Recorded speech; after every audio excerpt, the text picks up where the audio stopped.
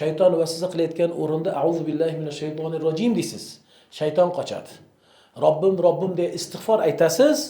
Istig'foringiz bilan iymoningiz kuchayib, ziyoda bo'lib, Alloh taolo qalbingizga yana nur solib, o'sha ma'siyatdan to'xtaysiz. Hadis shariflarda keladi: "Sab'atun yuzilluhumullohu fi zillihi yawma la zilla illa zilluh."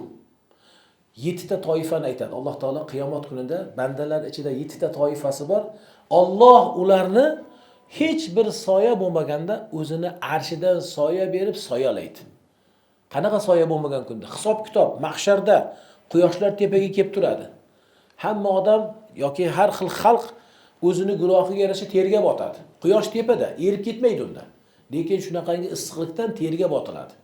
Birovlari to'piqlarigacha, birovlari tizzalarigacha, birovlari beligacha, birovlari ko'kragi, birovlari o'sha boshigacha, birovlari g'arq bo'lib ketadi gunohiga yarasha terga. Quyosh tepada. Lekin o'sha kuni ham Alloh o'zining lutfi bilan ma'lum bir toifani izlatlab qo'yar ekan. Soya, hamma soya deb turgan paytda o'zini soyasi bilan soyalar ekan. O'sha 7 toifani birini aytadiki, hadis sharifda: "Va rajulun da'athu imra'atun qarang zatu mansibin va jamal" deb keladi.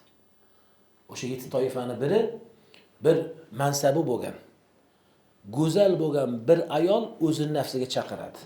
Zinoga da'vat qiladi. U kishi nima deydi? Inni axafulloh deydi.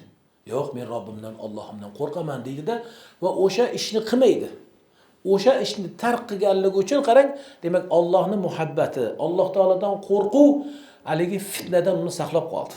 Alloh uchun tark qilgani sababi Alloh uchun o'sha ishni qilmaganligidan qarang, Alloh o'sha kuni qiyomatda ulug'lab uni o'sha 7 toifani biridan qilib soyalab qo'yadi. Demak, har ma'siyat shunday azizlar. Faqat biz zinoni misol qilyapmiz-u, ammo nima? Ribolarchi, o'g'irliklarchi, boshqa insonlar ustidan qilinadigan bo'xton iftirolarchi, har birida mana shuni o'ylang. Bu gunohdir. Men bunga sabrli bo'lishim kerak, bunga bardosh berishligim kerak. Bardosh berishligim kerak, balkim toatimdan ham avval qarang. Azizlar, biling, 2 rakat namozimdan afzal ekanki menga o'sha ma'siyatni qilmasdan o'shanga sabr qilishligim deng. O'g'irlik imkon bo'lib qoldi, Alloh asrasin. Yo'q, uni qilmaysiz. Alloh uchun qilmaysiz, uni tark qilasiz. Chunki nima qilasiz? Unga sabrli bo'lasiz. Va bilaylik, har bir holatda bu o'tkinchi dunyodir. Hisob kitobimiz u yoqda ko'riladi. Shayxlarimizdan Ali Tantovining bir gaplari bor. Juda ham ajib. Men o'zim shuni ilk o'qiganda juda ham rohatlandim. Ibrat ustiga ibrat. Aytadilarki, "Va laqad su'ila Shayxu Ali Tantovi rahimahullohu an ajmal hikmatin qara'aha fi hayatihi" dedilar. Ali Tantovi olim, Azhar shayxlaridan. U kishidan so'raldi: "Dunyoda o'qigan eng hikmatli so'zingiz nima, Hazrat?" deya qarang. Olim, mujalladat deyiladi, tom-tom kitoblarni o'qiganlar. Olim, u olimdan so'raldi. Tom-tom kitoblarning ichida bitta so'zni aytadi bizga qarang. Mana shu bugun mavzumizga tegishli go'zal bir so'zlarni aytadilar. So'raldilar, dunyoda ko'p kitob o'qidingiz, olim bo'ldingiz, eng go'zal, siz uchun ta'sirli bo'lgan hikmatli so'zlar qaysi biri deganlarda faqala laqad qara'tu li akthara min 70 aman. Qarang. 70 yildan ko'pdir kitob o'qidim men. Demak, ani o'qigan kitoblarning soni boyagi jildlari ko'p. Tom, balkim xona-xona, uy kitob o'qiganlar. Chunki 70 yillik o'qigan kitoblarni aytayaplar-da. Laqad qara'tu li akthara min 70 aman. Men 70 yildan ko'proqdir kitob o'qiyapman. Kitob o'qidim. Fama wajadtu hikmatan ajmal min tilka allati rawaha Ibn al-Jawzi rahimahullohu ta'ala fi kitabihi Saydul Xotir. Ibn al-Jawzini Saydul Xotir degan kitobida yozilgan bir hikmatdan ko'ra go'zal hikmat o'qimadim deyaptilar. Eng demak hayotlarda ta'sirli hikmatlari yoki ta'sirli o'qigan o'sha ma'lumotlari shu bo'lgan ekan. Aytar ekanlarki muallif haythu yaqul inna mashaqqata ta'ati tazhabu va yabqa thawabuha. Albatta toatni mashaqqati ketadi. Mana hozir namozda turyapsiz, 8 rakatlab tahajjudda turasiz, Xatm Qur'onlarda mashalloh 10 ta qiroatda ham eshityapsiz. To'g'ri oyog'ingiz og'riydi. Eng yana sizga nafsimizga qiyin bo'lgani uyqudan qolyapmiz. Bu soatda odamlar mazza qilib mana 2 da uxlayapti. Uxlaydiganlar. Lekin siz qarang, toatda turibsiz. Oyoqlaringiz og'riyapti. To'g'ri, uyqungiz kelyapti. Mudroq bo'lsa ham sabrli bo'lib nima qilyapsiz? Ko'zingizni uqalab o'tiryapsiz. Nega? Toatda sabr qilyapsiz-da. Shu sababda aytayaplarki, toatni mashaqqati baribir ketadi. Bo'ldi, borib uxlaysiz, dam olasiz, o'zingizga kelasiz. Lekin savobi qoladi. To'g'rimi? Qoladi. Endi qarang. Va inna lazzatal ma'asi tadhhabu va yabqa iqabuha. Gunoh qilasiz, gunohingizda lazzatlangan bo'lasiz. Gunoh qilganingizdagi lazzat ketadi, ammo uni gunoh ketmaydi. Gunoh qarang. Lazzat ketdi. Hozir bir mazza qiluvdingiz, huzurlanib. Mana hozir tepada saharlik qildik. Qanday mazza qildik? Oh, mashalloh, ajoyib, rahmat oshpozlarga dedik. Hozir o'sha lazzat ketib qoldi. 15 daqiqa avval lazzatda edik, endi lazzat yo'q. Butun gunohlarning ham lazzati shunaqa deyaptilar. Butun qilgan gunohingizdan lazzatlangan bo'lsangiz, u lazzat sizni jismingizdan, vujudingizdan ketadi. Lekin gunohchi va yabqa iqobuha, lekin uni gunohi va uni jazosi hali nima? Sizda turadi. Gunohiga javob, jazo hali turadi. Endi toatda ham Alloh taologa itoat qilib, aytganini qilishligimizda ham amr qilingan, buyurilgan har amrlarda itoatli bo'lishligimizga ham albatta payg'ambarlar va payg'ambarimiz alayhissalatu vassalam bizga nima? Birinchi qudva, ya'ni birinchi namuna u zot sharif o'zlari bo'ladilar. Ko'p namoz o'qiganliklarda nima qilardilar? Hazrati Oysha onamiz radhiyallohu ta'ala anha rivoyat qiladilarki, Rasulullohning oyoqlari ishib ketardi. Oyoqlari ishib ketganlarini Hazrati Oysha ko'rardilar. Chunki u nafil namozida. Buni sahobalar ham tul qiyamiy deb keladi. Rasululloh namozda ko'p turardilar deya aytadilar. Lekin Hazrati Oysha onamiz aytayaplarki, chunki uylarda, xonalarda o'zlari pinhona uzundan uzun namoz o'qirdilar. Ko'p namozda turganlaridan oyoqlari yatavarram deb keladi. Ishib ketardi, shib. Hatto Hazrati Oysha onamizning rahmlari kelib, "Ya Rasululloh, axir sizni avvalgi va keyingi gunohlaringiz afv qilindi-ku. Alloh sizni hamma gunohingizni afv qilgan bo'lsa ham, siz mana shu darajada ibodatda turasizmi?" deganlarda Rasulullohning so'zlarini qarang. "Afala akunu abdan shakura" deydilar. "Afala akunu abdan shakura." Alloh meni avvalgi va keyingi gunohlarim kechgan bo'lsa, endi nahotki men Allohni o'sha shokir, shu shukr qiluvchi bandalardan bo'lmas ekanman. Men unga shukr qilib o'qiyman namozimni deganlar alayhissalatu vassalam. Hatto ibodatda Alloh subhanahu va taolo payg'ambar alayhissalatu vassalamni sabrga chaqirib, qarang, ibodatdagi sabr, ya'ni toatdagi sabrni aytyapmiz u. Wa'mur ahlaka bis-salati wastabir alayha deydi. Ahlingizni namozga buyuring. Buyruq, Allohning buyrug'i, Rasulullohning buyrug'i. Wa'mur ahlaka bis-salati, ahlingizni namozga buyuring.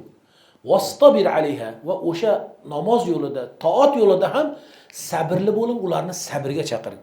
Qarangki, wasbir demayapti. Wastabir, sabr fe'lidan, sabr so'zidan to ham qo'shilib, to harfi bilan aytilyapti. Ya'ni bunda ma'no shu bo'ladiki, ko'p sabr qiling. Juda ham sabrli bo'ling deya Rasululloh sallallohu alayhi va sallamni o'zlarini va ahllarini namozda, ibodatda sabrli bo'lishliklarini Alloh ta'kidlayapti. Va yana bir oyatda fa'budhu wastabir li'ibadatihi. Allohga ibodat qiling va unga ibodat qilishlikda sabrli bo'ling. Bugun toatda bardavom bo'lishligimiz uchun payg'ambar alayhissalatu vassalam, ashabi kiromlarni hayolimizga keltiraylik. Ular ibodatda qanday toatli, ibodatda qanday sabrli edilar. Hazrati Abdullah bin Jabir yoki Jabir ibn Abdullah radhiyallohu anhu dan rivoyat qilinadi. Payg'ambarimiz alayhissalatu vassalam g'azovatlaridan birida navbatchi tayinladilar. Askarlar uxlayapti, Rasululloh alayhissalatu vassalam dam olayaptilar. Endi bularni qo'riqlab turish uchun albatta qo'riqchilar tayinladi. Askarlar uxlayapti, Rasululloh alayhissalatu vassalam dam olayaptilar. Endi bularni qo'riqlab turish uchun albatta qo'riqchilar tayinladi. Mana u vaqtdan mana u vaqtgacha siz, mana u vaqtdan mana u vaqtgacha siz. Qarangki, ansorlardan birini, muhojirlardan birini o'sha bir vaqtda tayinladilar. Endi qarang. Ansoriy dedilar muhojir birodariga. Birodarim, siz dam olib turavering, navbat bilan qaraymiz. Qo'riqlaymiz. Muhojir birodarga aytdilar, Ansor. Men oldin o'zim qo'riqlab qorovullik qilaman. Biroz siz dam olganingizdan keyin navbat bilan. Muhojir uxladilar. Ansor nima qilyaptilar? Ansor qo'riqlab turibman-u, uyg'oqman-u dedilarda Allohu akbar deya namoz boshlavordilar. Qarang. Namoz. Keldi dushmanning oyoqchisi. Qarasa shamlar yoqilgan, navbatchilar bor, qo'riqchilar bor. Ular albatta navbatda turganligini hammani urishidan ham ma'lumki, birinchi o'sha o'qni otdi. Ishonasizmi? O'q kelib sanchildi. O'qni sug'urib tashlab namozga turaverdi. Bu qanaqa sabr? O'qni sug'urib tashlab yana tilovatda. Ikkinchisi keldi. Ikkinchisi ham sanchildi. O'qni sug'urib tashlab yana tilovatda, qiyomda u kishi tilovat qilib turdi. Uchinchisi kelgan payt endi yog'i albatta qontolash bo'lib ketadi. Qon ko'p ketgandan keyin inson jonsizlanadi.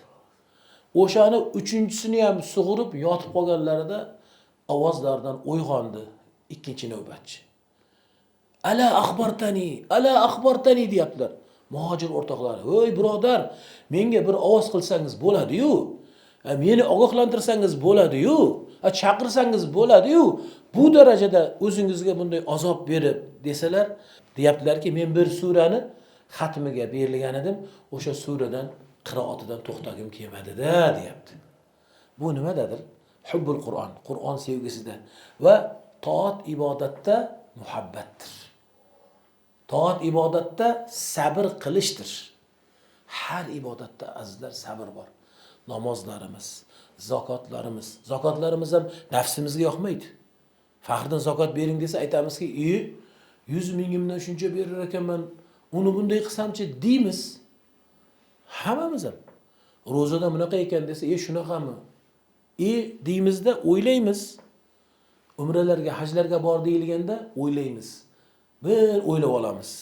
Nimaga? U mashaqqat deymizda. Toatda, demak itoatda Allohning amrini bajo keltirishda shunaqa sabr bor ekan. Sabrga payg'ambar alayhissalatu vasallam aynan bu so'zlarda bizlarni buyuryaptilar. Ahmad ibn Hanbal aytadilar, esimda men 5-6 yoshligimda. 5-6 yoshligida. Lekin Ahmad ibn Hanballar onalari bulardan ham erta bir yoshda boshlagan ekanlar. 5-6 yoshligimda onam men yotgan xonani eshigini taqillatardilar. Agar mendan bir sado chiqmasa, kirib to'g'ridan-to'g'ri, "O Ahmad, turgin emas." Yotog'imni yoniga kelib, qo'llarida tasbih, zikri duo, o'zlarining azkorlarini qilib, tasbihlarni o'girib, yotgan joyimni birinchi Allohning rahmatiga to'ldirardilar. So'ngra yumshoq, yoqimli bir tovushda, "Ahmad, bolajonim, tura qoling. Namozga boramiz." Namozga? Namozga. Qaysi namozga? Bomdod namoziga. Bomdod namoziga borardik. Qishni sovuq kunlari ham opchiqtirib, meni tahorat qildirib, yungli ro'mollariga o'rab, olib kirib, tahorat a'zolarimni quritib, darvozamizga chiqib turardik. Nega? Podshoning askarlari o'zlarining yumushlariga saf-saf bo'lib o'tganlarda orqalariga ergashib olib masjidga borardik. Namozimizni o'qib bo'lganimizdan keyin onam meni uyimizga shunday olib kelar edilar. Hakaza robbatni ummi dedilar. Qarang. Ota yo'q, chunki ota o'tib ketgan. Hakaza robbatni ummi. Menga onam mana unaqa tarbiya berganlar dedilar. Bu nima? Haligi insonni, haligi solih ayolni ibodatda sabri va bolalarini yoshliklarida namozli, toatli, itoatli qilganligi uchun kelajakda Ahmad ibn Hanbal bo'ldi-da. Ahmad ibn Hanbal imamu qarang, Amirul Mu'minin deyiladi. Imamu ahli sunna val jamoa deyiladi. Aynan mana shu taxallus o'qishga beriladi. Ahli sunna va jamoatning imomi deyiladi. Hazrati Abu Bakr radhiyallohu ta'ala anhu o'sha mani'u zakat deyiladi. Payg'ambar alayhissalatu vassalom vafotlaridan keyin zakot bermaymiz degan bir jamoat chiqdi. Zakotdan bosh tortganlar bo'ldi. Butun sahobalarga qarshi turib Hazrat Abu Bakr radhiyallohu ta'ala anhu ularga qarshi urushdilar. Hatto Hazrat Umarlar kelib, "Ey Abu Bakr, qandayga? Axir bitta zakotni bermasa, ularning ustiga qanday jang qilib boramiz, urush qilamiz?" deganlarda qasam ichdilar. Allohga qasam. Payg'ambar alayhissalatu vassalamga bergan bir qo'zichoqlarni bo'lsa ham mendan man qiladigan bo'lsa, la qataltuhum. Ularning ustiga jang qilib boraman. Chunki nima? Zakot bu molni haqqidan. Zakot bu dindan dedilar. Zakot bermaganni dini yo'q dedilar. Qarang. Bitta Hazrat Abu Bakr radhiyallohu ta'ala anhu deng, o'sha zot dinni mana shunaqa 5 arkoni bilan qolishligiga sababchi bo'lgan u zot bo'lsalar, endi Ahmad ibn Hanbalni eshitingda. Ahmad ibn Hanbal nimaga imom ahli sunna val jamoa deyildi? Mu'tazililarning zamonida xalqul Qur'on degan bir fitna bo'ldi. Ya'ni Qur'onni maxluq deyishlik bo'ldi. U Mu'tazili jamoati o'sha aqidadagilar amir umarolarni, xalifalarni ham o'zlarining fikriga og'dirib olib, butun ulamolarni qirdi. Ya'ni Qur'onni maxluq demaganlariga qarshi juda ham taziqlar bo'ldi. Bitta shu Ahmad ibn Hanbal qolib qarang. Bitta Ahmad ibn Hanbal qolib o'ldirsalar, o'ldirsinlar, bu davoyimdan, ya'ni bu aqidamdan qaytmayman. Qur'on bu maxluq emas. Qur'on haza kalamulloh deb turib berganlar. Shunga ahli siyar ulamolar aytadilarki, hamma ulamolar o'zlarini yo'q deganlari qatl qilindi. Ha deganlariga javob berib yuborildi, lekin ularning hukmi bo'ldi, bayon qilindi-da. Bitta Ahmad ibn Hanbal turib berdilar. Ahli siyarni demak so'zlari, agar Ahmad ibn Hanbal shu vaqtda Qur'onni o'sha xalqligi, maxluq emasligidagi o'zlarining fikrida turmasalar edi, ya'ni bu kalamulloh deya turmasalar edi, shu bugungi kungacha ummat ixtilof qilishardi Qur'onning maxluqligi yoki Allohning kalomi ekanligi haqidagi masalada. Bitta Ahmad ibn Hanbal bunga bartaraflik berildilar. Shunga hatto o'zlarini shunaqa qurbon qilib, shu masalada qarang, sabrli bo'lib takrordan mana shu yo'lga o'zlarining jonini fido qildilar. Va shu sababdan bitta Ahmad ibn Hanbalni o'sha matonatlari bilan Qur'on bugun maxluq bo'lmay qoldi. Qur'onda hozir nima deysiz Usmon aka? Allohning kalomimi? Hamroqul nima deysiz? Allohning kalomimi? Butun dunyo aytadimi shuni? Shuni sababchisi kim ekan? Ahmad ibn Hanbal radhiyallohu anhu rahimahullohu ta'ala. Demak, Ahmad ibn Hanballarni tarbiyasi nimadan boshlangan? Onalarni toati, itoati, sabri, aynan toatda sabri bolalarni erta tongdanoq qarang, nima qilganlar? Bomdod namoziga olib chiqib, toatda sabrli qilib tarbiya qilganliklari uchun bo'lgan. O'sha Ahmad ibn Hanbalning holatlarini bizga qissa qilgan ulamolar aytadilarki, demak kimdaki meni ham naslimdan Ahmad ibn Hanbal chiqsin deydigan bo'lsa, unda farzandlarni tarbiyasini erta sahar bomdod namozidan boshlasin deydilar. Ana o'shanda o'sha mu'minlarni zurriyoti naslidan Ahmad ibn Hanbal, Hazrati Imom Buxoriylar, Hazrati Imom Shofiylar, Abu Hanifalar keladi dedilar. Bugun demak bu hadisni azizlar ko'proq tushuntirishga harakat qildik. Qisqa hadis bo'lsa ham, ammo hammamizni hayotimizga asqotadigan. Bildikki, qarang, nima bo'ldi?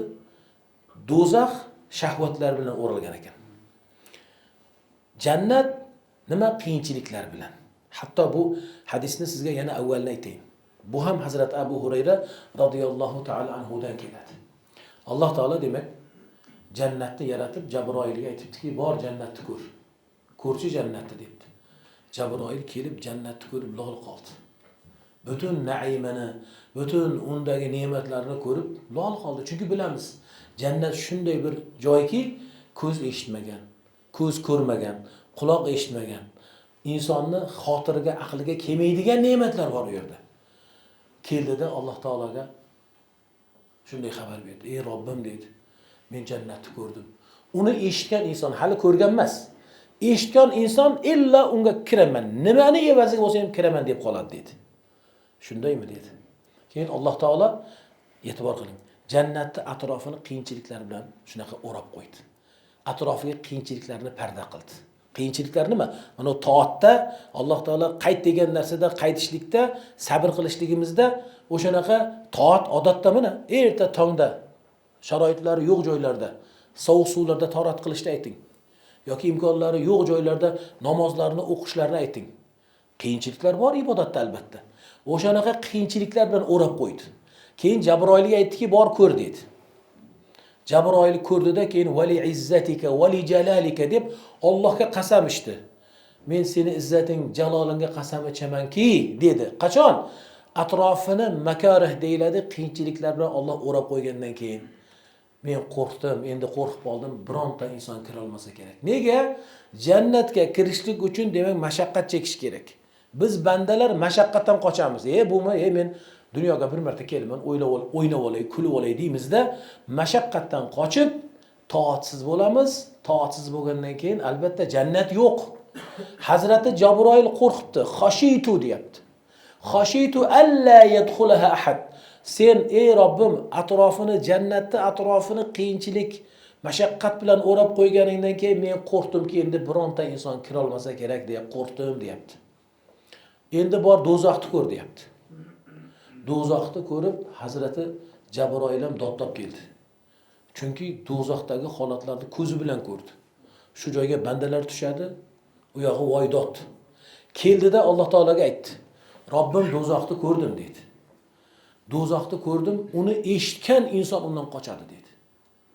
Uni ko'rish emas, eshitgan inson dodlab qochadi. O'sha jahannamga tushib qolmaslik uchun bor kuchini shunga sarflab o'shandan qochadi. Deganida Alloh taolo endi qarang, jahannamda atrofini shahvatlar bilan o'rab qo'ydi. Shahvat bilan o'rab qo'ydida Jabroil dedi, bor endi ko'rchi dedi. Borib ko'rdida yana kelib Allohga qasam ichdi. Alloh, seni izzatingga, jalolingga qasam ichamanki dedi, qarang. Nima dedi kelib? Qasam ichamanki dedi. Endi dedi, uni holi nima bo'ldi?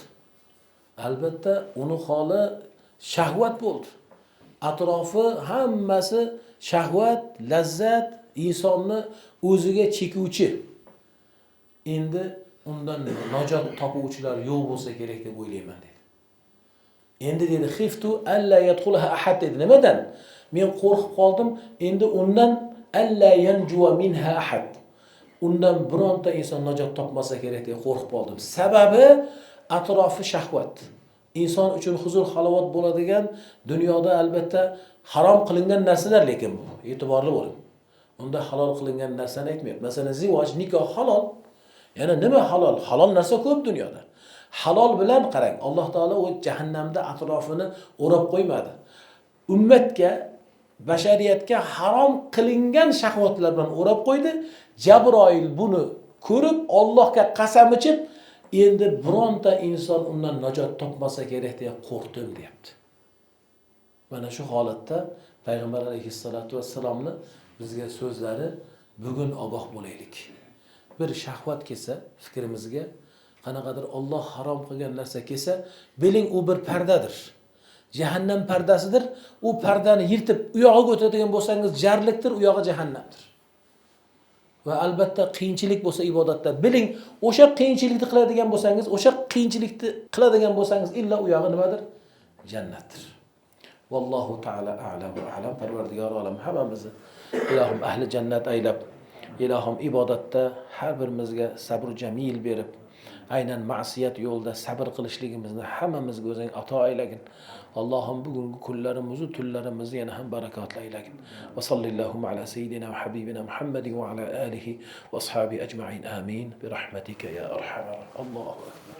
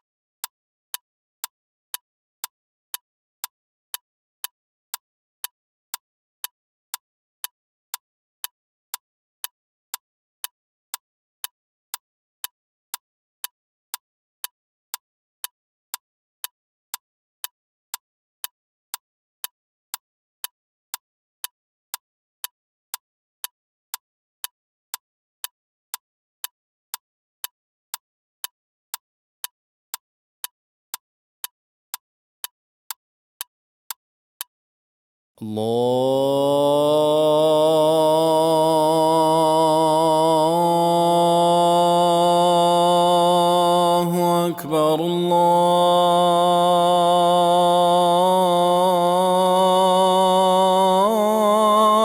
الله أكبر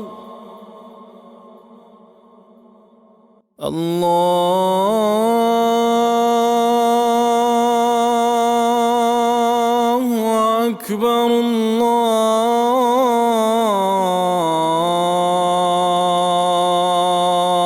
الله أكبر أشهد أن لا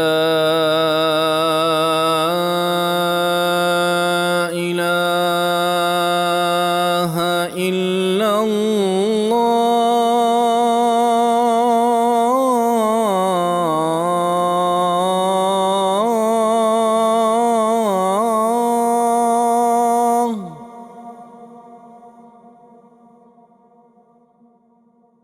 أشهد أن لا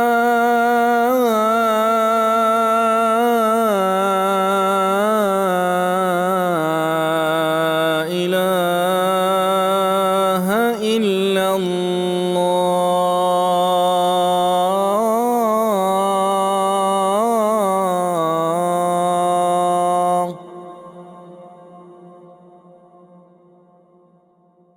أشهد أن محمدًا رسول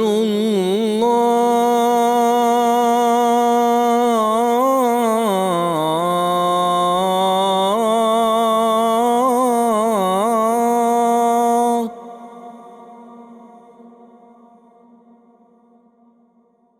أشهد أن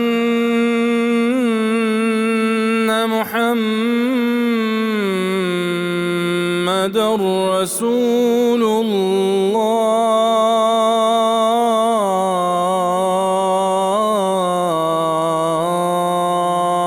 الله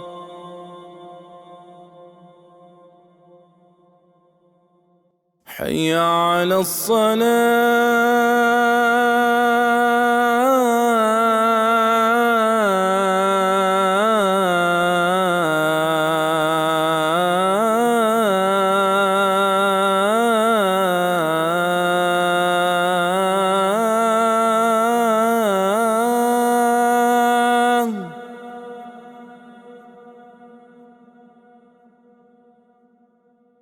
حي على الصلاة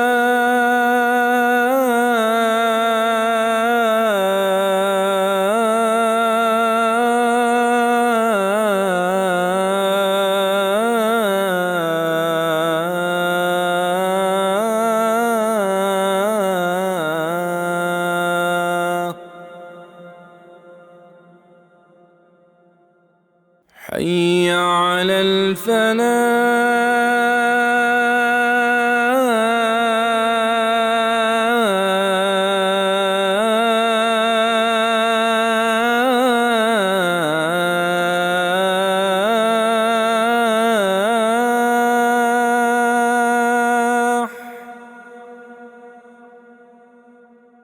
حي على الفلاح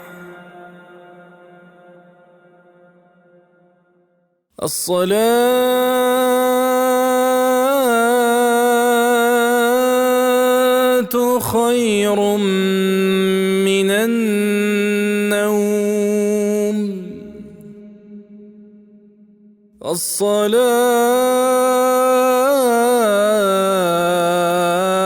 الصلاة خير من النوم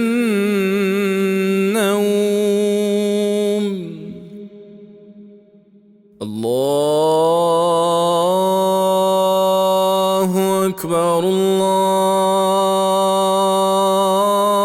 الله أكبر